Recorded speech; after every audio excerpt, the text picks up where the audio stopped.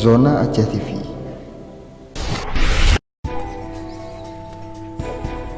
Akila Fitriana, balita berusia 20 bulan, mengalami gizi buruk yang sempat dirujuk ke Rumah Sakit Zainal Abidin, Banda Aceh.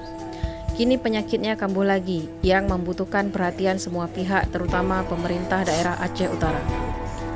Akila, ia dilahirkan di keluarga miskin dari Pasutri Andeliana dan Amiruddin, warga desa Ampuh, Kecamatan Tanah Luas, Kabupaten Aceh Utara. Berdasarkan keterangan dokter kepada ibunya, setelah diperiksa, kondisi bayi Akila diduga mengalami gizi buruk. Ibu kandung balita, Andeliana, hanya bisa pasrah. Ia tidak mampu berbuat banyak untuk memenuhi biaya pengobatan anaknya untuk merujuk ke RSU Zainal Abidin, Banda Aceh. Yang dikeluhkan tidak adanya biaya hidup untuk menjaga anak jika dirujuk ke RSU Zainal Abidin, Banda Aceh. Karena alasan tersebut, balita gizi buruk ini terpaksa kini dirawat seadanya di kediaman di Desa Ampuh, Kecamatan Tanah Luas, Aceh Utara.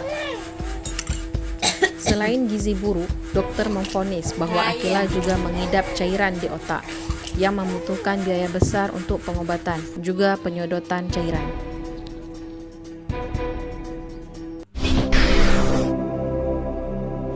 Zona Aceh TV.